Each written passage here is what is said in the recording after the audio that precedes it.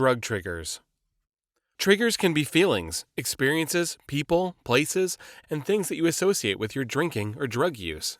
Triggers often vary in severity from intrusive thoughts to an overwhelming anxious need to escape.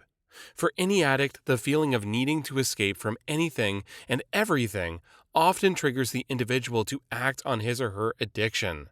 Triggers can either be positive or negative, although negative triggers can have the most damaging effects. There are common triggers that can lead to frustration, broken relationships, depression, isolation, and in some cases, suicide. Triggers can become a problem if they are frequent and if one is having difficulty because of them. For example, a child who grew up in an abusive household may feel anxious when people argue or fight. Depending on his or her involvement in family conflict, he or she may feel afraid, lash out as a defense mechanism, or distance him or herself from conflict. Emotions like anger, guilt, irritability, and low self-esteem can surface when individuals are triggered, spiraling into various behaviors and compulsions. Ultimately, the nature of emotional or mental triggers can run very deep and can be traumatizing. Some can push individuals to adopt unhealthy ways of coping, such as self-harm, harm to others, and substance abuse. Triggers are easily identifiable by the way someone reacts to something. For instance, triggers may occur when someone remembers an event or when an uncomfortable experience happens. The experience may cause someone to lash out, break down, or cope in unhealthy ways. As a result, individuals with unchecked triggers can cope in harmful ways, foster unhealthy relationships, and endure much suffering. There are different types of triggers: internal, external, and sensory triggers. All three usually work together to create a craving. Internal triggers. Internal triggers are sparked within the addict to fill a void, feel whole, and feel accepted. The internal process within an addict can be a huge trigger. These intrusive thoughts and feelings can ultimately lead to relapse if not addressed in a healthy way. These triggers can be harder to avoid, as they are often subconscious. Successfully addressing these triggers will involve understanding what type of triggers to watch for and being aware of your emotions and thoughts. Here are a few examples of internal triggers. Emotions. One of the most common and detrimental internal triggers are emotions. Initially, many addicts first use drugs and alcohol to avoid unwanted emotions. Sadness, anger, fear, anxiety, and feeling overwhelmed often engage the feeling of not being in control. Rejection and abandonment are also major triggers for recovering addicts because it typically brings up feelings from their childhood. Feelings of inadequacy can lead a recovering addict to desperately seek validation, and when the attempts fail, this can also be a trigger. Thoughts. Triggers that intrude in the form of thoughts can be insidious, as they tend to trigger more emotions. As a result, this creates a complex situation to navigate. Triggers that are derived from the thoughts of a recovering addict can range from negative self-talk to random thoughts of, "a cold beer on this sunny, hot day would be nice," to thoughts of anger, boredom, or even thoughts of celebrating a major accomplishment.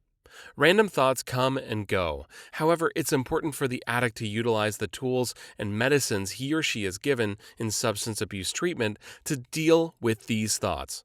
Then they can stop the thoughts from going in a negative direction. Memories. Painful memories of the past can be some of the most difficult triggers to overcome.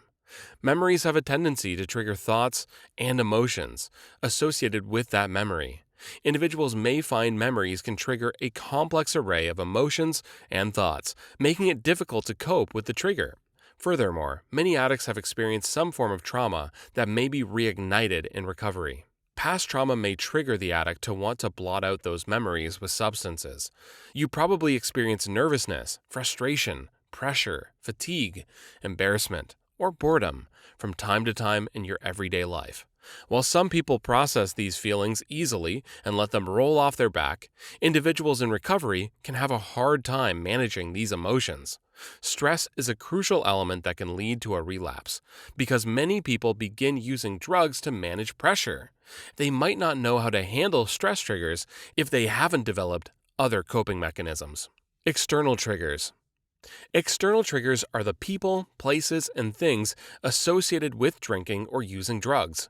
For some people, external triggers might be places where they bought or used drugs, certain bars and clubs they hung out at while they were drinking or high, people they drank or used drugs with, and even certain days or times, such as Friday nights and holidays. Some situations are external triggers for relapse.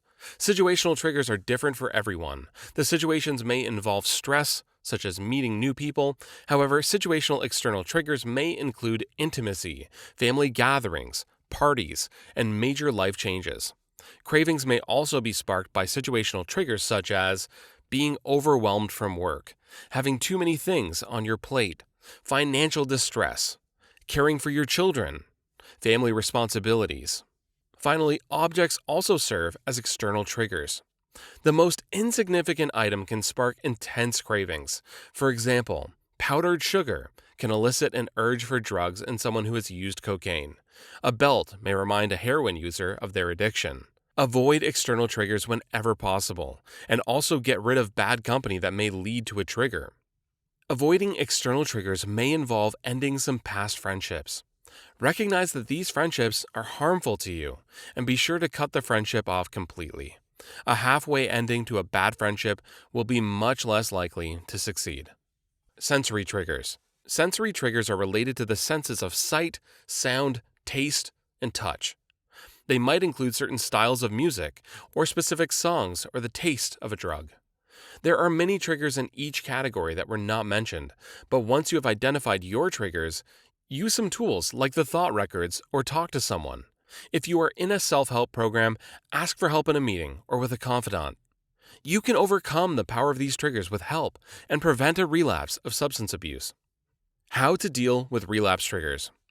While we can't control the feelings and thoughts that pop into our heads, we can control what we do with them. Identifying triggers is essential to managing your recovery. However, that's not all it takes. Many people who want to avoid relapse need to avoid the triggers once they recognize them. That's often easier said than done. While you may be able to avoid going to a bar or attending a party where you might have used drugs in the past, you can't realistically stay away from some triggers, such as your spouse or your kids forever. Furthermore, internal triggers can follow you around because they're created by your psyche. They're part of you. You might feel helpless to avoid them. Therefore, it's essential to develop coping methods that allow you to work through your triggers without resorting to drugs. You might need to find alternative places to hang out or take time away from the family for self-care on a regular basis. This takes experimentation. Moreover, it requires time. The world around us often houses external triggers that interfere with addiction treatment. Thoughts, feelings, and moods can often make for triggers that are just as powerful as the ones we encounter in the environment. During addiction treatment, you'll need to identify the places, people, and things that increase your desire to use drugs or alcohol. And you'll also need to think about ways to keep your mind from working against you. Relapse doesn't always happen overnight. It often starts with strong emotions that make you neglect your physical and psychological well-being. Then you might begin to justify why and how you can begin to use it again in a more controlled way. If you do relapse because of your triggers, using substances can be deadly. You might go straight to a dose that you're accustomed to, but your body can no longer handle the same levels of drugs. A relapse can quickly become an overdose. One of the best ways to manage relapse triggers is to develop good coping mechanisms. When a relapse trigger prompts a drug craving, you want to have the skills necessary to fight off these addiction cravings and keep them from becoming overwhelming. Another important idea to remember is that sobriety is not a passive journey. You need to be active in your recovery efforts. Implementing the techniques you learned in your substance abuse therapies during treatment into your regular life can help you overcome these drug and alcohol relapse triggers or mitigate their effects.